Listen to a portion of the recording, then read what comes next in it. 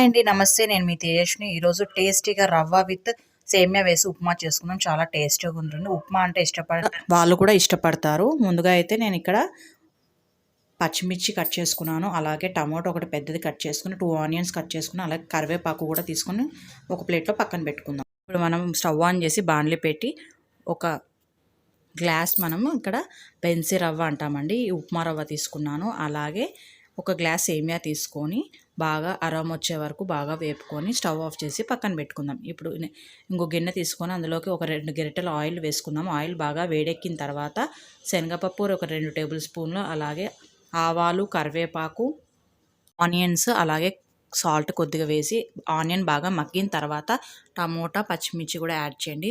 అవన్నీ బాగా మగ్గిన తర్వాత ఇప్పుడు మనం రవ్వ ఒక గ్లాసు, సేమియా ఒక గ్లాస్ తీసుకున్నాం కాబట్టి రవ్వకైతే 3 గ్లాసెస్ వేసుకోండి వాటర్, సేమియాకైతే ఒక గ్లాస్ అయితే వేసుకొని మూత పెట్టి అవి బాయిల్ అయ్యే వరకు ఉడికించుకుందాం. అలా ఉడికిన తర్వాత ఇప్పుడు మనం స్టవ్ సిమ్లో పెట్టి మన సేమియాను, ఉప్మా రవ్వ కలుపుకుంటూ వేసుకోవాలి. ఇలా కలుపుకుంటూ వేసినాక సిమ్లో పెట్టి నిమిషాల పాటు మగ్గించుకుంటే మన టేస్టీ అయిన రవ్వ విత్ సేమియా ఉప్మా అయితే ప్రిపేర్ అయిపోతుంది.